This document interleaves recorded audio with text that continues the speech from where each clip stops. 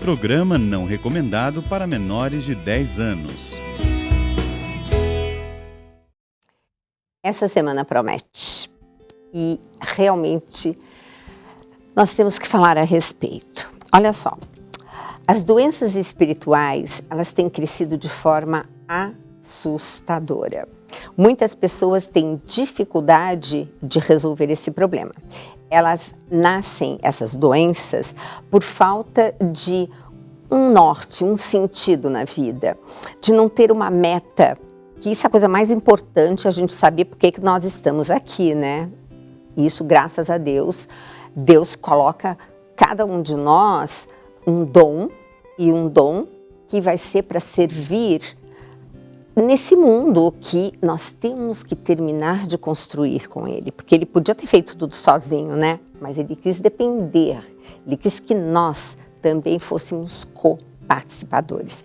Então, enquanto a gente não acha o que é o cerne da nossa vida, por que nós estamos aqui e naquilo que Deus conta conosco, a coisa fica difícil. A pessoa precisa ter um autoconhecimento sobre quem ela é, sobre a história dela. E hoje ninguém está querendo muito olhar para dentro, não é? A pessoa tem dificuldade para dormir, tem dificuldades físicas e tudo isso é tudo a mesma raiz, tá? Que acaba se desencadeando no corpo. Porque quando a alma sofre, o corpo grita, ok?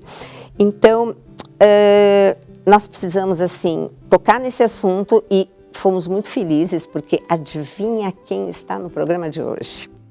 A irmã Zélia. Ai, deliciem-se com as palavras dessa santa mulher. Bem, nós estamos num tempo bem difícil. A humanidade está atravessando um período que é um período que a gente precisa falar muito das doenças espirituais.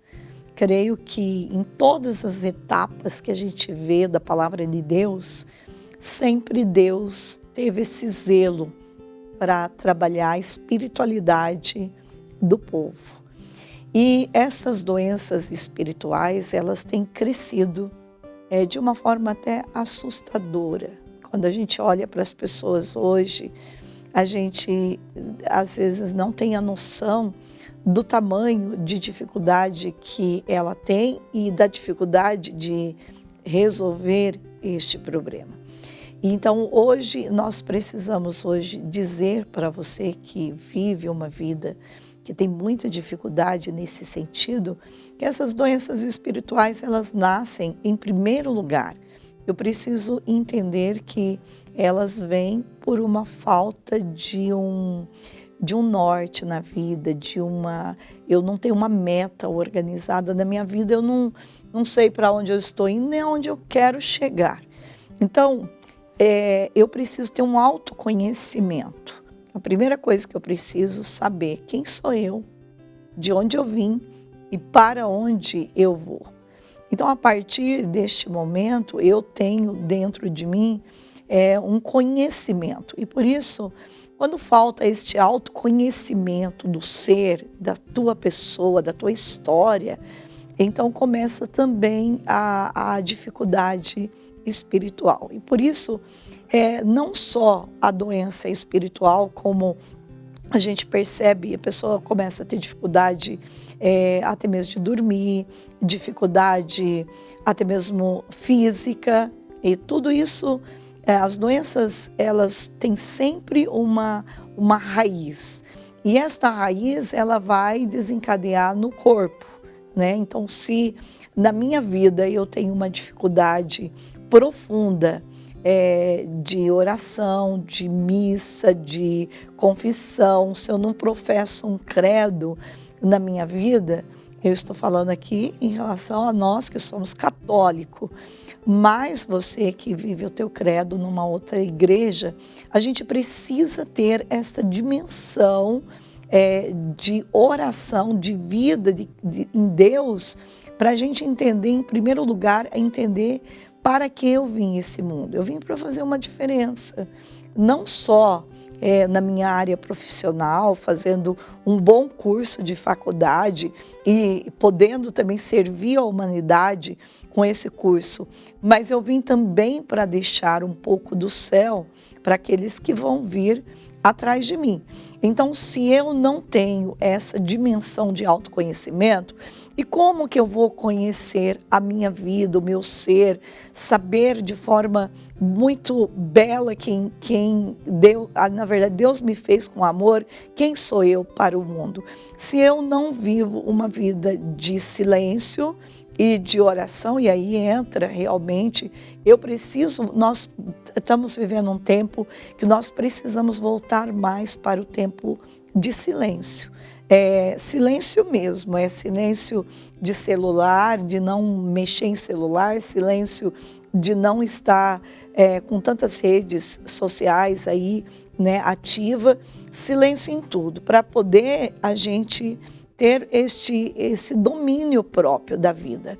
Então, as pessoas estão adoecendo espiritualmente porque elas não conseguem mais dar um tempo para elas sozinha, o tempo todo voltado para o celular, o tempo todo ela tem a necessidade de ver o que está acontecendo no mundo, e isso vai adoecendo a mente da pessoa.